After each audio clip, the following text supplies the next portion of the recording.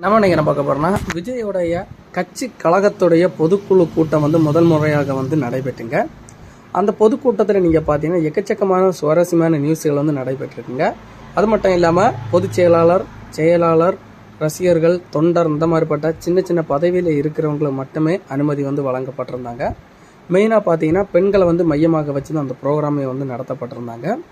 மெயினாக பார்த்தீங்கன்னா பெண்கள் கூட சேர்ந்தே இருந்து விஜய் அவர்கள் சாப்பிட்டு தான் அவர் போனாருங்க.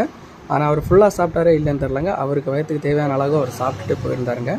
அது மட்டும் இல்லாமல் அரசியல் களத்தில் அரசியல்வாதிகள் நிறைய பேர் தாக்கப்பட்டிருக்காங்க. டிஎம்கே மற்றும் பிஜேபி இவங்க ரெண்டு பேரோட கட்சி, அதாவது சென்ட்ரல் ஆடக்கூடிய பிஜேபி கட்சியாக இருக்கட்டும், மாநிலத்தில் ஆளக்கூடிய திமுக டிஎம்கே கட்சியாக இருக்கட்டும், இந்த ரெண்டு கட்சியுமே அவர் விமர்சனம் பண்ணி பேசியிருக்காருங்க. அது மட்டும் இல்லாமல் 2026 ஆண்டுக்கான சட்டமன்ற தேர்தலில் ரெண்டு தான் நமக்கு கட்சி, நமக்கு எதிரி ஒரே ஒரு ஆள் தான் போட்டியும். அதே போல் ரெண்டு பேருக்கு தான் போட்டி. ஒன்று டிஎம்கே, ஒன்று டிவிகே, இவங்க ரெண்டு பேருக்கு தான் போட்டி.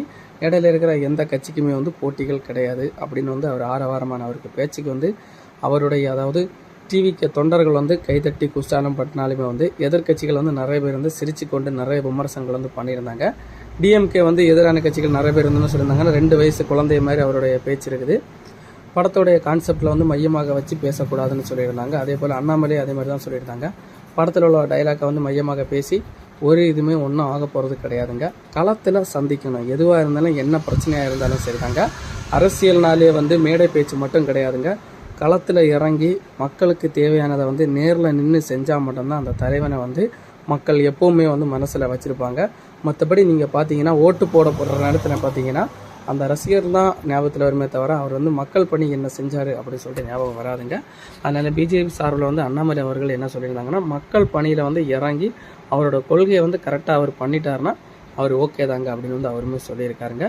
அது மட்டும் இல்லாமல் 2026 ஆண்டுக்கான ஒரு சைடில் நீங்கள் பார்த்தீங்கன்னா பிஜேபி மற்றும் அதிமுக இவங்க ரெண்டு பேரோட கட்சியுமே கூட்டு சேர்றதுக்கு வாய்ப்புகள் அதிகமாக இருக்குது. ஏன்னு பார்த்தீங்கன்னா அமித்ஷா முன்னதாக எடப்பாடி பழனிசாமி 2-3 நாளைக்கு முன்னாடி போய் பார்த்தாங்க.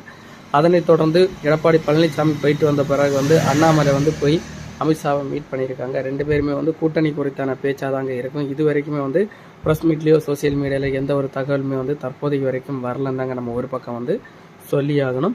இந்த வகையில் நீங்கள் பார்த்தீங்கன்னா டிவிகே தமிழக வெற்றி கழகம் 2026 ஆண்டு தனித்து போட்டியிடுறது கன்ஃபார்முங்க. அதாவது நான் தமிழர் கட்சி எப்படி தனித்து போட்டிடுதோ அதே போல் தனித்து தாங்க போட்டிடுறாங்க. வின் பண்ணுறாங்களோ இல்லையான்னு நம்ம வெயிட் பண்ணி பார்க்கலாங்க. டிவிகே கட்சிக்கு தமிழக வெற்றி கழகம் கட்சிக்கு யாரெல்லாம் நீங்கள் சப்போர்ட் பண்ணுறீங்களோ அவங்க எல்லாம் கமெண்டில் தெரிவிச்சுக்கோங்க டிவிகேன்னு சொல்லிட்டு. நம்ம சேனலை ஃபாலோ பண்ணாதவங்க உடனே ஃபாலோ பண்ணிக்கோங்க. ஃபாலோ பண்ணிங்கன்னா உங்களுக்கு கவர்மெண்ட் ஜாப் சம்மந்தப்பட்ட டீட்டெயில், உங்களுக்கு சினிமா செய்திகள் சம்மந்தப்பட்ட டீட்டெயில் உடனே வருங்க உங்களுக்கு.